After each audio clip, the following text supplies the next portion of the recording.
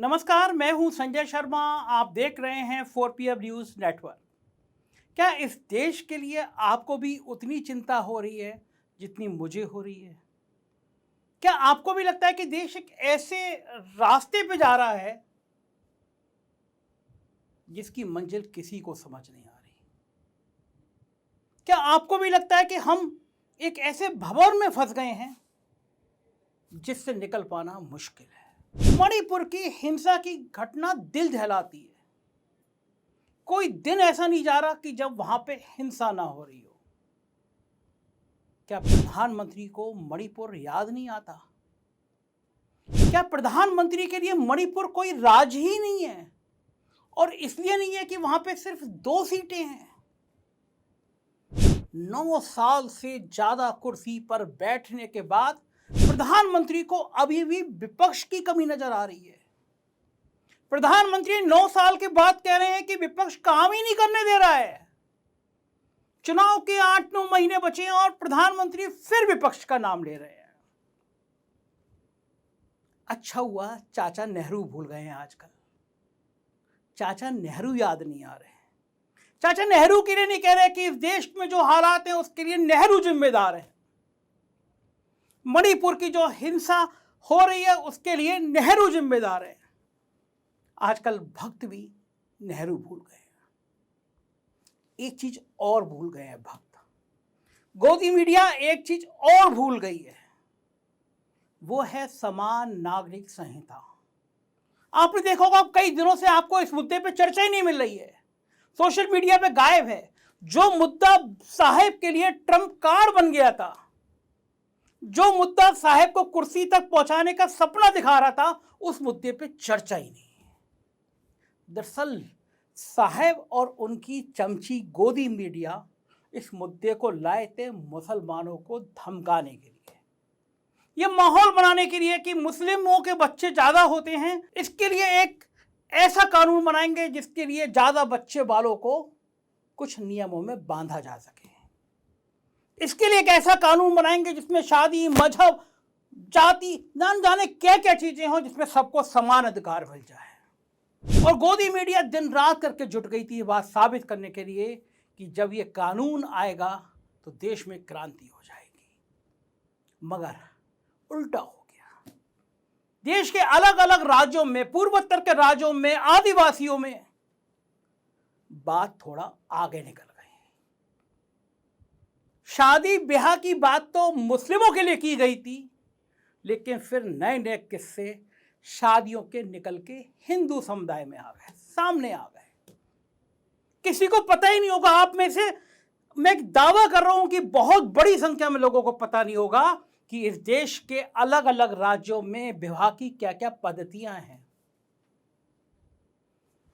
दक्षिण के राज्यों में मामा का विवाह भांजी से हो जाता है। आप चौंकेंगे ना। हमारे यहां भांजी, उत्तर भारत में भांजी के पैर छुए जाते हैं, देवी होती है, लेकिन दक्षिण के राज्यों में मामा का विवाह भांजी से होने की एक परंपरा है।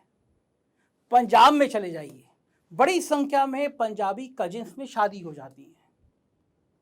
हिमालय के कुछ इलाके हैं जहां पे कई भाइयों के लिए एक पत्नी ले आते हैं, क्योंकि वो परंपरा पांडवों के समय से चली आ रही है। मतलब देश में अलग अलग राज्यों में, अलग अलग हिस्से में अलग अलग नियम हैं, कायदे हैं, कानून हैं। तब साहेब को समझ आया कि ये कानून मुस्लिमों को नहीं, उनको ज़्यादा नुकसान पहुंचा देगा। साहेब तो भूले, गोदी मीडिया भी भूल गई। मणिपुर पे हिंसा पर गोदी मीडिया जिक्र ही नहीं कर रही। साहेब जिक्र नहीं कर रहा। दुनिया के तमाम देशों में मणिपुर पर चिंता जताई जा रही है।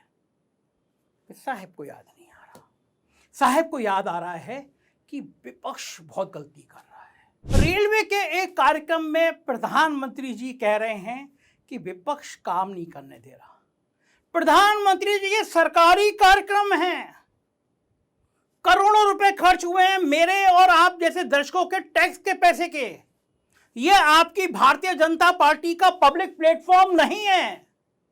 ये भारतीय जनता पार्टी के अकाउंट से निकला हुआ पैसा नहीं है जहां पे आप व्याख्यान दें और विपक्ष को गालियां बकें, विपक्ष को कोसें। कम से कम इस बात को तो समझ लीजिए कि सरकारी से प्लेटफॉर्म को पॉलिटिकल बातों के लिए इस्तेमाल नहीं करना चाहिए। कुछ दिन पहले आप एयरपोर्ट का उद्घाटन करने गए और वहां पे भी आप सरकारी कार्यक्रम में विपक्ष को कोसने लगे और आज भी आपने ये किया। सुनिए जरा प्रधानमंत्री जी का नया राग। जब हम देखते हैं तो मन को पीड़ा भी होती है।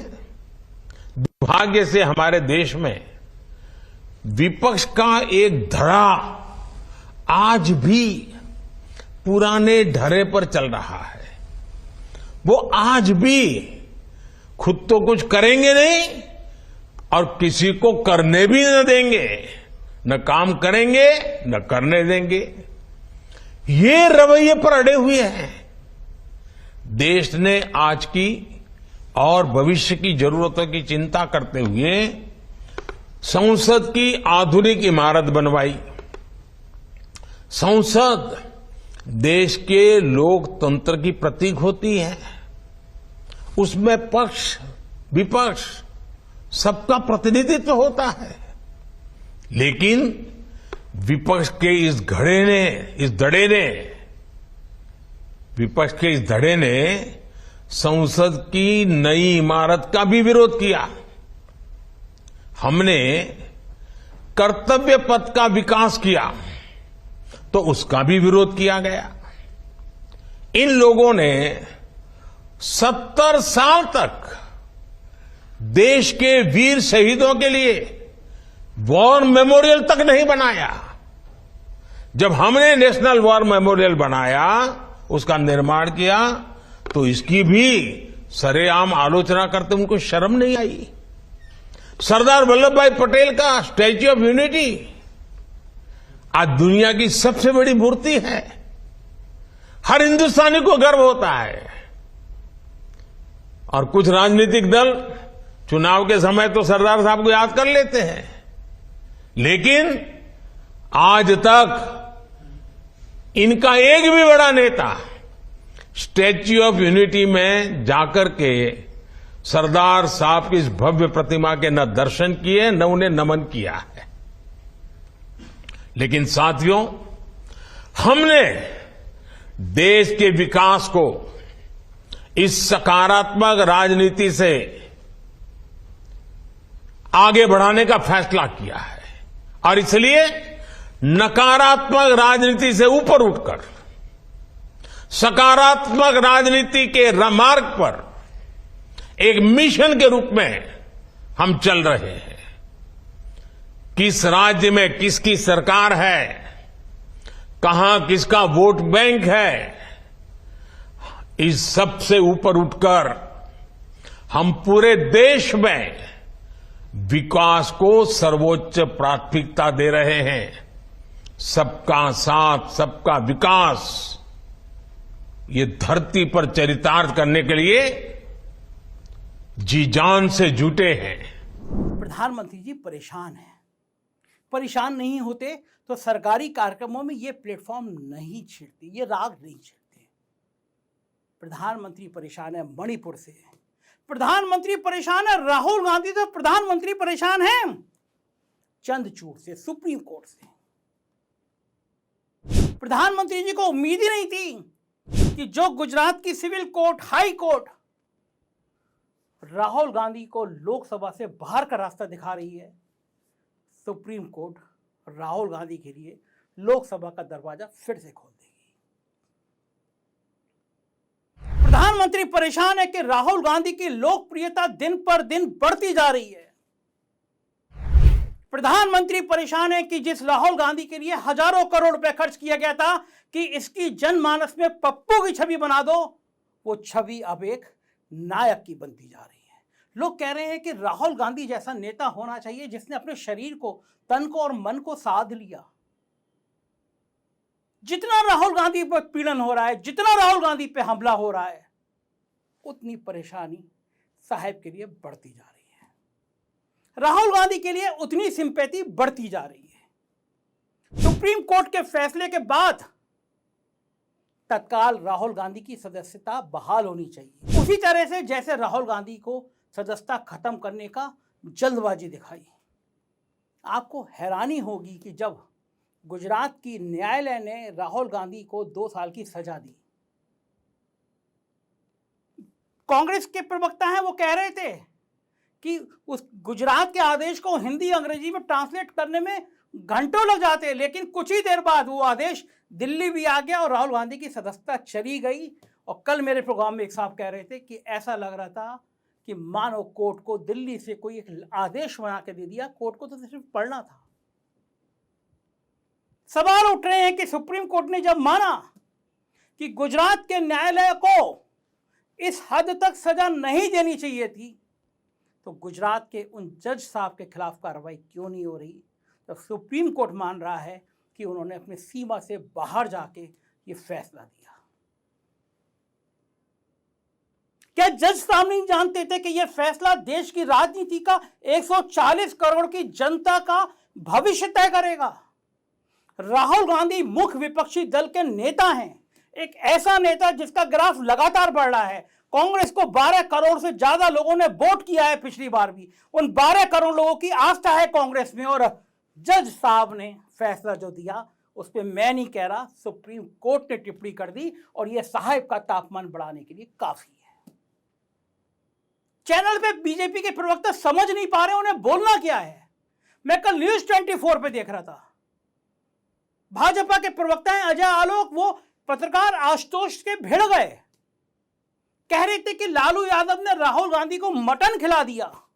अब बताइए सावन के महीने में मटन कौन खाता है? एंकर ने पूछा कि क्या आप दावा कर सकते हैं, संदीप चौधरी ने पूछा कि आप दावा कर सकते हैं कि भारतीय जनता पार्टी के नेता मटन नहीं खाते, मीट नहीं खाते, मुर्गा नहीं खाते? इस पर वो पसीने आने लगे। बोले जो हिंदू माइग्रेट हो गए हैं, उनकी मानसिकता चेंज हो गई है, वो खाते होंगे। अजय आलोक जी, मैं तो हिंदू हूं, नियमित पूजा करता हूं, ईश्वर में आस्था है, शिव जी मुझे बहुत प्रिय हैं, लेकिन मैं मटन खाता हूं, मैंने कल भी मटन खाया है। अब आप तय करेंगे कि मुझे सावन में मटन खाना है या नहीं खाना है। इस देश में अगर आपकी मानसिकता ये रही तो आप तय करेंगे कि सोमवार को मुझे सफेद शर्ट पहनी है, मंगल को मुझे लाल शर्ट पहननी है, शुक्रवार को हरी पहननी है, आप तय करेंगे। इस देश को किस मुकाम पे, किस मोड़ पे ले जा रहे हैं आप? प्रधानमंत्री परेशान हैं क्योंकि देश अब ये समझ रहा है, देश जान गया है कि आप अमेरिका में जाके कह रहे हैं कि हम भारत इतनी तेजी से तरक्की कर रहा है कि हर साल यहां पे एक नया आईआईटी और एक नया आईआईएम खुल रहा है। अमेरिका में ताली बज गई, बहुत जबरदस्त ताली बज गई, साहब की प्रायोजित भीड़ ने ताली बजा दी। और जब संसद में सवाल पूछा गया तो पोल पट्टी खुल गई कि पिछले 5 सालों से देश में कोई आईआईटी नहीं खुला, कोई आईआईएम नहीं खुला। साहब परेशान है अपने झूठ को पकड़े जाने से। साहब ने रेलवे के उद्घाटन पे निरे रेलवे स्टेशनों के उद्घाटन के, पुनर्निर्माण के निरे आज वादे गिना दिए। 8-9 महीने बचे हैं, चुनाव होना है, सरकारी सिस्टम आप जानते हैं, टेंडर होगा, टेंडर खुलेगा, ठेकेदार तय किए जाएंगे, कमीशन तय किया जाएगा। जब तक काम शुरू होने का नंबर आएगा तब तक चुनाव आ जाएंगे। फुल पेज के विज्ञापन छपे हैं आज सारे अखबारों में, बड़े बड़े अखबारों में। करोड़ों रुपए के विज्ञापन मीडिया के लिए दे दिए गए। मीडिया अपना मुंह ना खोले, गोदी मीडिया अपना मुंह ना खोले, चांदी के जूता उसके मुंह पे मार दिया गया। करोड़ों रुपए विज्ञापन में रेलवे के उद्घाटन में दे दिए गए। प्रधानमंत्री जी, ये पैसा मेरे और दर्शकों के टैक्स का पैसा है जो आप मीडिया को करोड़ों रुपए इसलिए बांट रहे हैं कि मीडिया का मुंह बंद रहे। जो सवाल मैं पूछ रहा हूं कि 8 महीने पहले टेंडर कैसे हो जाएंगे, कैसे काम हो जाएगा, वो सवाल मेन स्ट्रीम की मीडिया जो खुद को कहती है वो ना पूछे। प्रधानमंत्री परेशान है, मुझ जैसे लोगों की जबान बंद नहीं हो पा रही है। प्रधानमंत्री परेशान है कि मुझ जैसे लोगों के खिलाफ तमाम जांचें, तमाम धमकी, तमाम हमले के बाद देश में कुछ लोग हैं जो सच बोलने की हिम्मत कर रहे हैं। प्रधानमंत्री परेशान हैं कि 4 PM देश का 4था नंबर का चैनल कैसे बन गया। इसके इतने व्यू आए कि देश में वो 4थे नंबर पर पहुंच गया। परेशान है, सत्ता परेशान है कि ये जनमानस इस बात को स्वीकार क्यों कर रहा है कि सच ऐसे प्लेटफॉर्म पे बोला जा रहा है। सुरजीत चौधरी, अंजना ओम कश्यप, रूपका लियाकत के साथ प्रधानमंत्री परेशान है क्यों रूपका लियाकत का बिना टमाटर का टोस्ट अब कोई देख नहीं रहा है। लेकिन प्रधानमंत्री जी, अगर आपने अपने वादे पूरे किए होते हैं, आपने 2014 में कहा था कि 2022 तक हर व्यक्ति के सर पर छत होगी, अगर वो छत हो जाती तो संजय शर्मा लाख चिल्ला रहे होते, देश का जनमानस आपको माथे पे बिठाता, सर माथे बिठाता। आपका वादा झूठा निकला। आपने कहा था कि हर साल 2 करोड़ लोगों को नौकरी देंगे, आपने नौकरियां छीन ली। आपने अग्निवीर योजना लिया है, लाखों करोड़ों नौजवानों के सपने तोड़ दिए प्रधानमंत्री जी। आपने आत्महत्या कर ली कुछ नौजवानों ने, भविष्य अंधकार में हो गया। आपने कहा था 15 लाख का वादा आएगा प्रधानमंत्री जी, ये सब झूठ था। और क्षमा कीजिएगा, ये देश अब आपके झूठ को समझ गया है, आपकी पार्टी के झूठ को समझ गया है। अब ये देश कह रहा है कि हिंसा का रास्ता छोड़ो, हरियाणा को मत जलाओ, हरियाणा में आग मत लगाओ, जगह जगह हिंदू मुसलमान मत करो, सांप्रदायिकता का नंगा नाच मत करो। एक बेहतरीन शायर हुए हैं, नाम है अदम गोडवी, उनकी कविता है, मैं पढ़ के सुना रहा हूं आपको। आपको याद कर लेनी चाहिए, ये राजनेताओं के मुंह पे तमाचा है ये कविता। हिंदू या मुस्लिम के एहसासात को मत छेड़िए, हिंदू या मुस्लिम के एहसासात को मत छेड़िए, अपनी कुर्सी के लिए जज्बात को मत छेड़िए। हम में कोई हूड़, कोई शक, कोई मंगोल है, दफन है जो बात, अब उस बात को मत छेड़िए। गर गलतियां बाबर की थी, गर गलतियां बाबर की थी, जुम्मन का घर फिर क्यों जले। ऐसे नाजुक वक्त में हालात को मत छेड़िए। है कहां हिटलर, हलाकू, जार या चंगेज कहां? प्रधानमंत्री जी, है कहां हिटलर, हलाकू, जार या चंगेज कहां? मिट गए सब। कौम की औकात को मत छेड़िए। छेड़िए छेड़िए एक जंग मिलजुल कर गरीबी के खिलाफ। प्रधानमंत्री जी, हमारे मजहबी नगमात को मत छेड़िए, मत छेड़िए। इस मुल्क को बचाइए, जिम्मेदारी आपकी भी है।